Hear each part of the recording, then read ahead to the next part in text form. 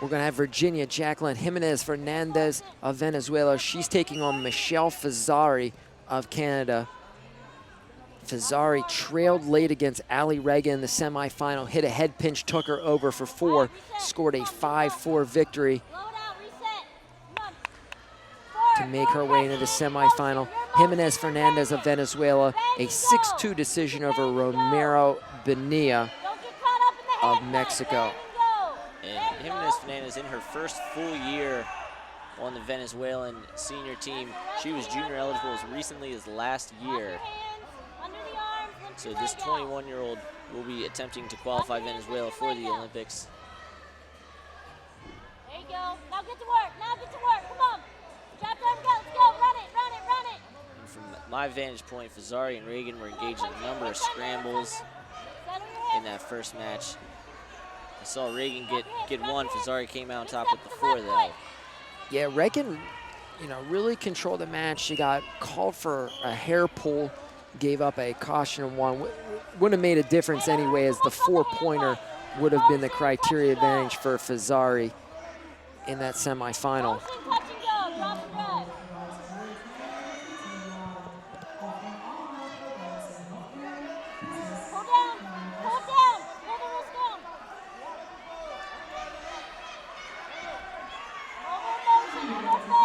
Missed single leg. Fazzari holding the front head arm, trying to get around. And Fazzari scores the takedown, 2-0 advantage, a minute and a half into the bout.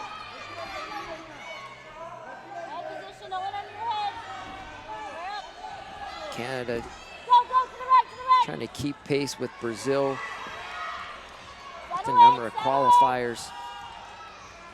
Brazil's really Galay qualified at 53 kilos, and they had 2 weight classes qualified coming in at 48 and 63.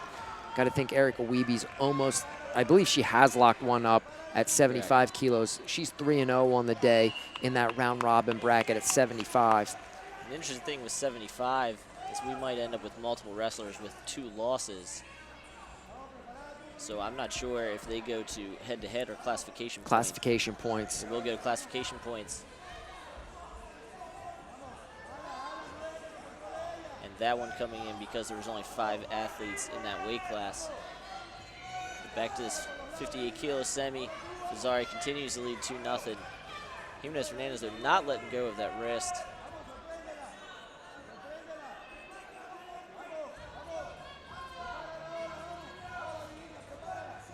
One of the things we're going to see moving forward with this new United World Wrestling singlet scheme, this may be one of the last times we see a Canadian wearing a blue singlet.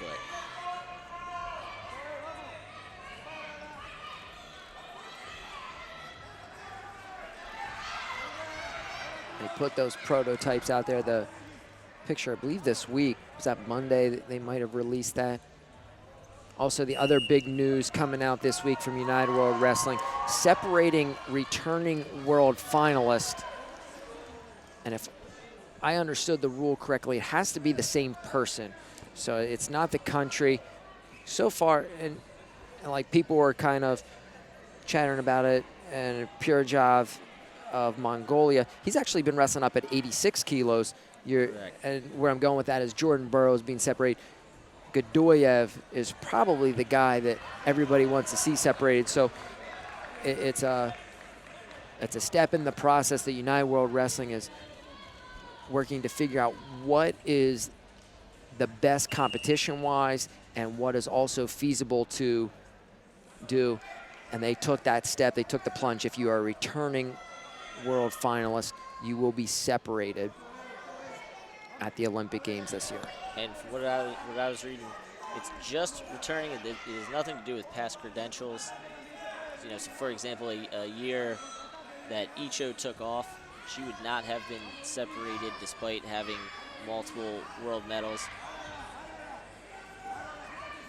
And that's, you got to stay current, and I like what they're doing there. And they'll get feedback. They'll make decisions moving forward.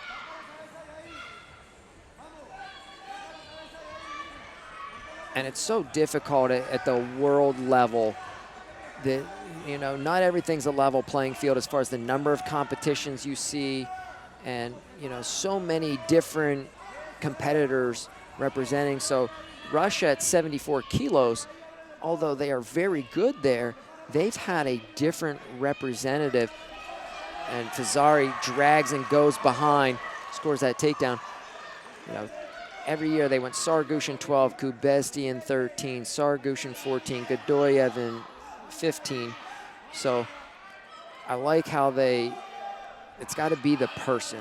So you've got to have back-to-back. With a different representative each year, that brings that whole returning medalist into play.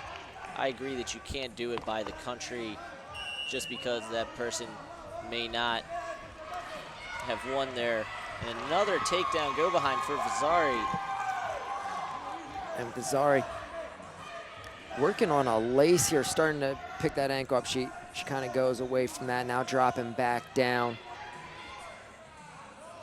Might try to lock her hands underneath. Comes up, trapped arm gut. Once you start working on that secondary turn, that's an indication for the referee it's time to come back up. 4:52 gone or about. That means there's 1:08 left. 6-0 lead for FAZZARI of Canada.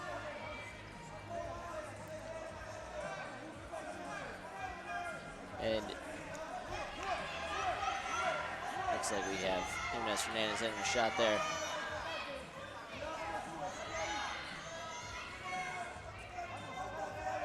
The Canadian crowd exploded when Galay won. I'm curious to see what they do with FAZZARI up 8-0. And if she can get this lace locked up, perhaps go to a crotch lock.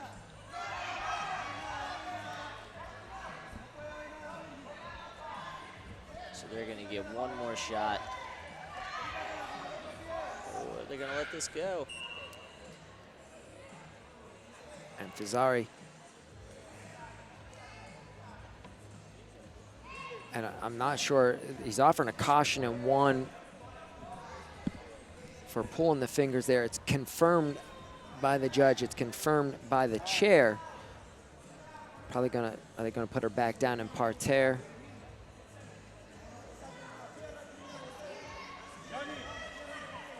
FAZZARI shaking her hand out, and yes, and the chair is indicating they are going back down in parterre situation. And parterre not as common forced parterre not as common in freestyle.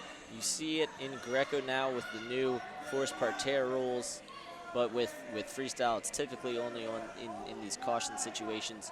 But on Sunday, we're gonna see a lot of this forced parterre in almost every match that we're gonna call on Sunday. FAZZARI with the 9-0 lead, closing 5 seconds. Canada's gonna have its 4th qualifier for the Olympic Games. They are qualified at 48.63. Now they are qualified at 58 kilograms. FAZZARI getting